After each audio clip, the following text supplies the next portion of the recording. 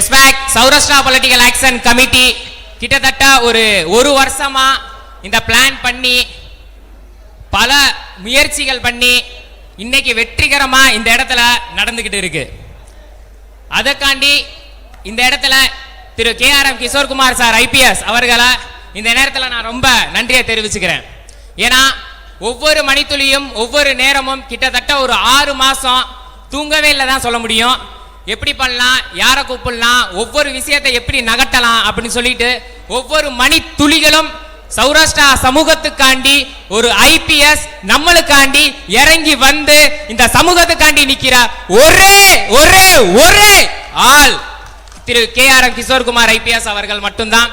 அதை நம்ம எப்படி யூஸ் பண்ணிக்கணும் அதுலதான் நம்மளோட திறமையே இருக்கு.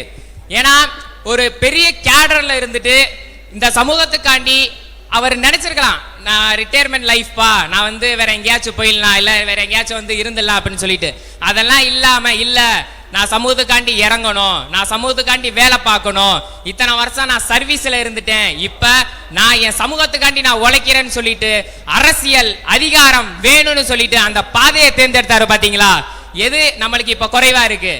ஒரு வருஷம் சர்ச் பண்ணிருக்காரு, தேடி பார்த்திருக்காரு. ஓகே, ஒவ்வொன்னா இது இப்படி இருக்கு, அது அப்படி இருக்குன்னு சொல்லிட்டு அரசியல் அதிகாரம் கம்மியா இருக்குன்னு சொல்லிட்டு அவர் கண்டுபிடிச்சு அதெல்லாம் யார் யாரெல்லாம் பார்க்கணுமோ மீட் பண்ணி ஒரு கமிட்டியை போட்டு உருவாக்கி இன்னைக்கு இந்த மாநாடு வெற்றி மாநாடாக நடக்கிறதுக்கு ஒரே காரணம் திரு KRM கிஷோர்குமார் IPS அவர்கள். அவர் பக்கத்துல நின்று நாங்க எல்லாருமே உழைச்சதுக்கு நாங்க ரொம்ப பெருமைப்படுறோம்.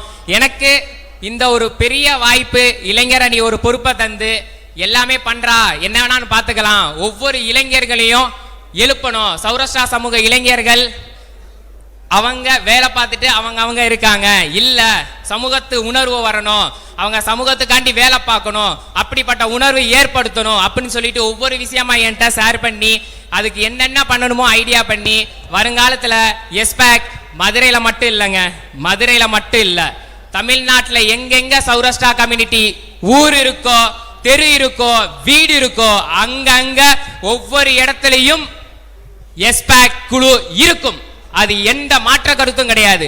வருங்காலத்துல எங்க நம்ம வேட்பாளர்கள் ஒரு கவுன்சிலரா நின்றாலும் சரி, ஒரு MLA-வா நின்றாலும் சரி, ஒரு MP-யா நின்றாலும் சரி, அந்த இடத்துல எஸ்பேக் குழு எந்த விதமான பிரதிபலன் எதிர்பார்க்காம சௌராஷ்டிரா சமூகத்துக்காண்டி உழைக்கிற ஒரே அமைப்பா மாறுன்னு சொல்லிட்டு இந்த வாய்ப்பை எனக்கு தந்த இந்த எஸ்பேக் குழுவுக்கு நன்றி சொல்லி விடைபெறுகிறேன். நன்றி, வணக்கம்.